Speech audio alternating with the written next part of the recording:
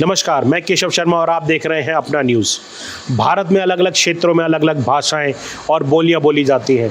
जाहिर सी बात है, भाषाएं हैं तो उनके साहित्यकार और कलाकार भी उन भाषाओं में काम कर रहे होंगे। जिन भाषाओं का विस्तार हुआ, जिन भाषाओं को बोले जाने वाले लोगों की संख्या ज़्यादा है, उसमें साहित्यकारों को और कलाकारों को कमर्शियली काफ़ी बेनिफिट हुए। लेकिन कई ऐसी भाषाएं भी हैं जिनका क्षेत्र बहुत कम है, जिनके बोले जाने वालों की संख्या भी बहुत कम है, तो जाहिर सी बात है विस्तार कम हुआ होगा तो उनके जो कलाकार और साहित्यकार हैं वो बहुत ही दयनीय जीवन जी रहे हैं। उनको अपना पैशन फॉलो करने के लिए मजदूरी और निम्न स्तर के कार्य करने पड़ते हैं। इसी तरीके से हम आज हैं झारखंड में। झारखंड के कुछ क्षेत्रों में एक भाषा बोली जाती है कोटा। उस भाषा के साहित्यकार और कई कलाकार, जिसमें सिंगर हैं, राइटर हैं, वो कई लोगों से हम मिले तो बहुत दयनीय जीवन जी रहे हैं। अपना जीवन यापन करने के लिए उनको मजदूरी जैसी कई चीज़ें करनी पड़ रही हैं, छोटी मोटी नौकरियां करनी पड़ रही हैं। हम मिले पंकज से, जिनके ऑलरेडी 3 कोटा भाषा में गाने यूट्यूब पर रिलीज़ हो चुके हैं, लेकिन फिर भी हमने देखा कि उनको जो काम मिलता है वो करना पड़ता है। हमने उनको देखा वो मजदूरी कर रहे थे। एक कंपनी में अभी उनको नौकरी मिली तो उस नौकरी में भी जो काम था का मजदूर का काम था। तो आइए मिलते हैं पंकज से और जानते हैं कि वो कोटा भाषा में कैसे लिखते हैं और क्या सोचते हैं कि भाषा का विस्तार क्या और किस स्तर पर होना चाहिए, जिससे कि और भी उनकी तरह जो कलाकार हैं उनका जीवन यापन अपने पैशन को फॉलो करते ही हो पाए। तो हमारे साथ है पंकज, जिनके 3 गाने यूट्यूब पर रिलीज़ हो चुके हैं। सबसे अच्छी बात यह है कि खुद लिखते भी हैं और संगीतबद्ध भी खुद करते हैं, और मतलब ज़्यादातर काम इनको अपने स्तर पे करना पड़ता है, क्योंकि आपको पता है कि जिस क्षेत्र में रहते हैं वहाँ पे टेक्नोलॉजी का उतना भी विस्तार हुआ नहीं है। तो जानते हैं कि उनको और क्या क्या तकलीफ़ें होती हैं, वो कितने दिनों से इस फील्ड में काम कर रहे हैं। तो पंकज, आप ये बताइए कि आप कितने दिनों से गाना लिख रहे हैं और कितने दिनों से आप गाने को गा रहे हैं? नमस्कार। सबसे पहले अपना न्यूज़ देखने वाले सभी दर्शकों को मेरा प्रणाम। मैं पंकज यादव, गिरिडीह डिस्ट्रिक्ट के एक छोटे से गांव बड़की टाड़ निवासी। सर, मैं पिछले 5 वर्षों से गाना गा भी रहा हूँ, लिख भी रहा हूँ। और पहले मैं छोटा मोटा प्रोग्राम करता था अपने गांव के अगल बगल, कहीं भी कुछ शो होता था तो वहाँ मैं छोटा मोटा प्रोग्राम करता था, जिससे देख के मेरे दोस्तों ने हमें प्रोत्साहित करने का काम किया। उन्होंने बताया कि चलिए मैं आपका सॉन्ग रिकॉर्ड करवाता हूँ। मैं दोस्तों ने सहयोग भी किया, कुछ मेरा भी इनकम था, दोनों मिला के हम लोग जाके एक गाना रिकॉर्ड किए। उसमें दर्शकों का अच्छा प्यार मिला।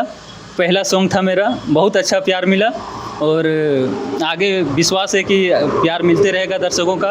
अभी मेरे यूट्यूब पे करीब 3 सॉन्ग आए हैं और तीनों सॉन्ग में दर्शकों ने काफ़ी प्यार दिया है और आगे भी मैं चाहता हूं कि इसे जारी रखूं। तो पंकज, अभी हम चाहते हैं कि जो आपने मतलब अभी हाल फिलहाल में कोई नया गाना आपने लिखा हो तो एक बार हमारे दर्शकों को सुनाइए। तो आप बताइएगा, विस्तार से बताइए, क्योंकि कई लोग हमारे हिंदी भाषी लोग भी है, शायद वो भाषा ना समझ पाएँ। तो आप जो आप गाएंगे, जो आप बताना चाहते हैं, उसको डिस्क्राइब भी कीजिएगा। जैसे कि सर, मेरे जो इलाके हैं यहाँ झारखंड में खोटा भाषा का ज़्यादा प्रचलित है, ज़्यादा बोले जाते हैं। तो खोटा भाषा में हमारे गांव में जो देखते हैं मजदूर किसान भाई लोग हैं, उन लोग का ज़्यादा इनकम हो नहीं पाता है, 200-300 रुपया में अपना गुजारा करते हैं।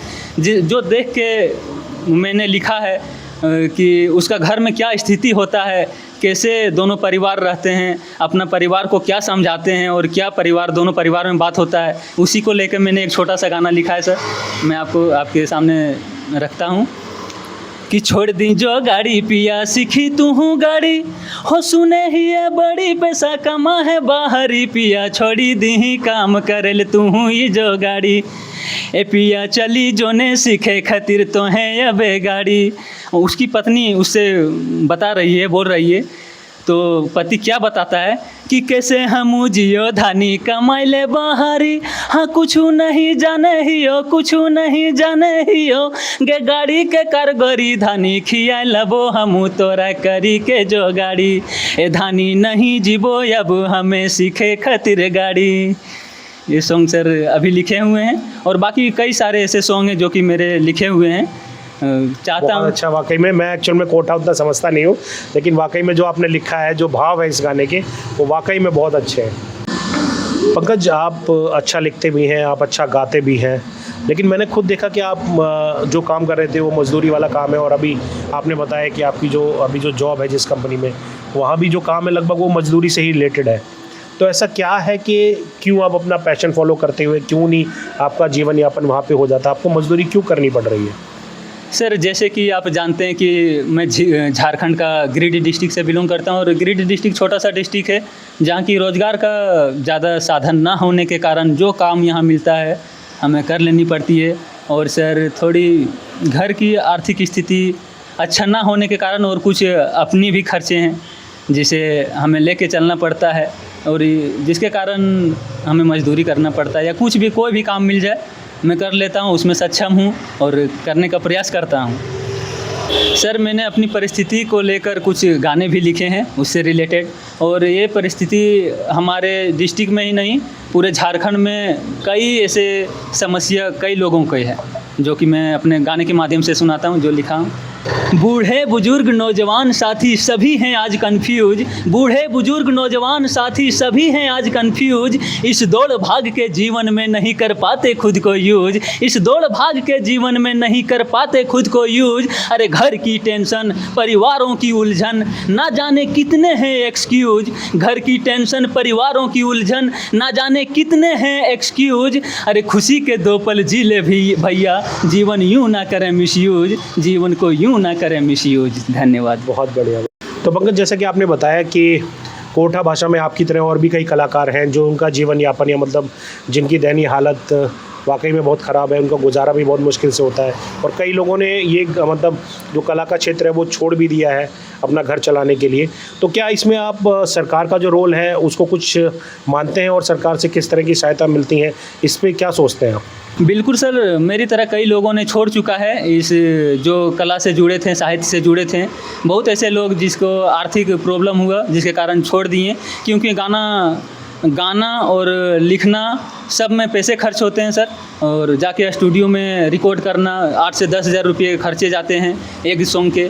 तो सरकार से गुजारिश है कि सरकार कुछ ऐसे प्लेटफॉर्म तैयार करे या कुछ ऐसा योजना बनाए जिससे हम सभी के कुछ आर्थिक रूप से मदद हो पाए और ऐसे प्लेटफॉर्म तैयार करे जहां पहुंच के हम सभी कलाकार अपने माटी अपने संस्कृति अपने भाषा को आगे बढ़ा के ले जा सकें। जैसे भोजपुरी हो गया, बंगाली हो गया, आपका उड़िया हो गया, ऐसे क्षेत्रों में काफ़ी डेवलप हुए हैं वहाँ के लोकल सिंगर राइटर। हम लोग को का भी अपेक्षा है अपने सरकार से कि वो भी कुछ ऐसे कदम लाएंगे हम सभी साहित्यकार के लिए।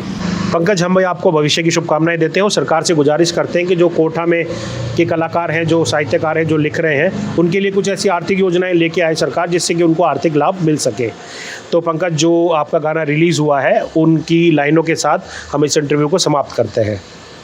थैंक यू, धन्यवाद। मैं एक सॉन्ग लिखा था उसका मैं जो कि रिलीज़ हुआ है यूट्यूब में, थोड़ी सी लाइनें कुछ सुनाना चाहूँगा।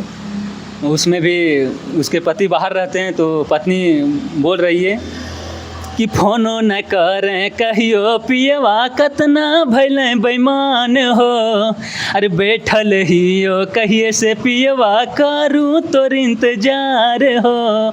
तो उसके पति वहाँ से बोलते हैं उसे प्रोत्साहना देते हैं कि शॉपिंग करल दुयो जीब गिरहिडी शहर गे, अरे कैसे देखियो तोरा गे धानी दिलावा के लहर गे, हाँ या जीबे गे धानी हम ना रहबे गे, ए धानी हम ना रहबे गे, ए धानी गे छोड़ दबे परदेसा हमें तो ठीके से रहिएगे। नया नया शादी तोर भेलो नया की दुल्हन गे, नया नया शादी तोर भेलो नया की दुल्हन गे, छोड़ी दी धनिया पिंधेल चश्मा दूसा तो माई बहन गे, छोड़ी दी धनिया पिंधेल चश्मा हासा तो माई बहन गे।